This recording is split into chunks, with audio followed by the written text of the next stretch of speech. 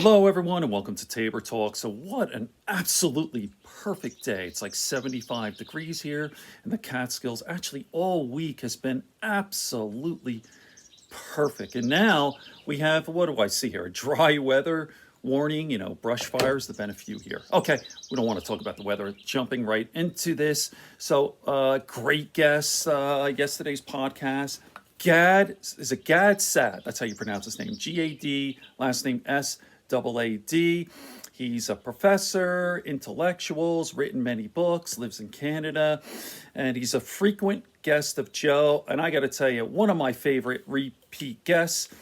He's brilliant, and not only is he brilliant, he's just a nice guy. He's so lovable. You really love him. And by the way, he lost like 86 pounds, so he looks good. Okay, so Gad's going to ask Joe in this clip I'm going to show you in a minute a question of, do you let me try to rephrase it. Do you get tired of saying the same old jokes or telling the same old stories like on the podcast? So a frequent complaint of Joe is that he repeats himself. And he does it like, I don't know, I listen to every minute of every podcast. So I've heard every single one of Joe's stories many times. There are some stories that have been repeated, 40, 50 times. Living in Newark with his grandmother who had a stroke. That's just one of them. When he was a security guard, I could make a list. There are hundreds. And the positive thing about Joe is when he tells the story, although it's a little bit annoying if you've heard it, because sometimes it could last 10 minutes, he says it with the same enthusiasm, like he's saying it for the first time. In other words, Joe Rogan is a professional. So let me just play this short clip, and then I'll talk. Here we go. Apply what you just said to some scientific principles. So there's something called two-factor theory in psychology of persuasion. The idea being that every time you are exposed to a stimulus, there is incremental learning. The first time that I hear a lecture, I pick up a lot of stuff, but the second time I pick up more, but it reaches this asymptote. After I watched the same lecture 18 times, I can't extract anything from it. Right.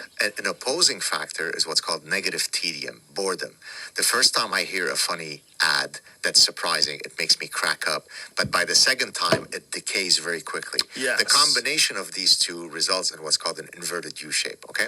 So I'm wondering how we would apply that principle, let's say, to the feeling of novelty that you, as the comedian, experience when you deliver that joke, right? The first time you say it, it's exciting. Yeah. The 73rd time that you say it during your tour, are you able to deliver it with as much spice and spunk, or are you entering, as the deliverer of the message, the negative tedium of the curve? That's part of the art. The art is you have to be in the moment when you're discussing a subject, so you have to care.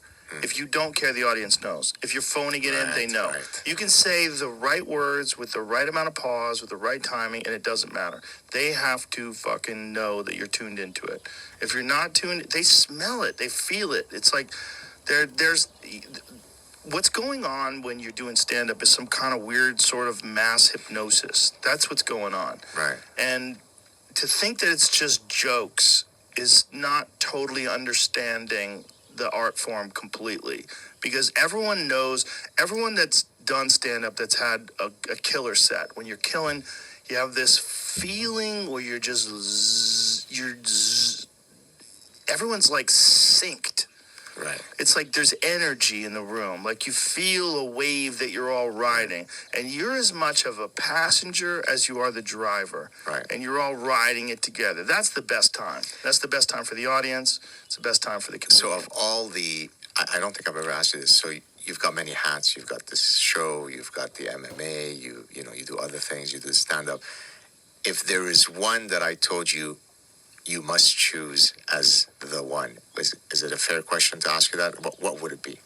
I definitely wouldn't want to choose, because I think one of the things that I really like is that they all complement each other. Yeah.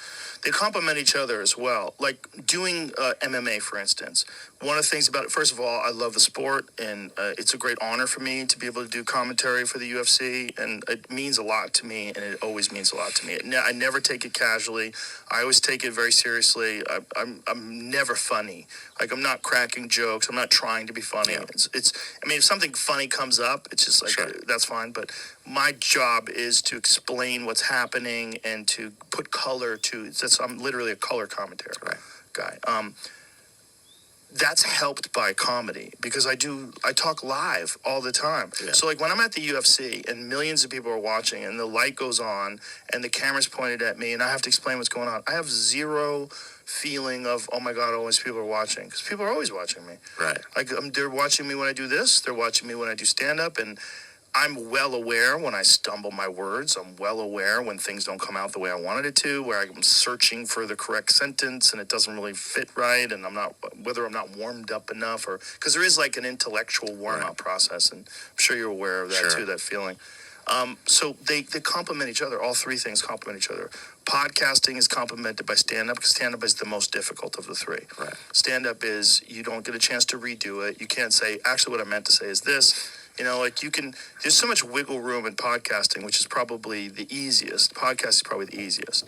And then stand-up is the hardest. And MMA, it's easy with a caveat. It's easy for me because I'm a massive fan and I watch fights constantly. I'm always watching them on YouTube. So there you go. Joe Rogan is a professional, and the things complement each other: the podcasting, the comedy, and the MMA stuff. All right, good friends, good books, and a sleepy conscience.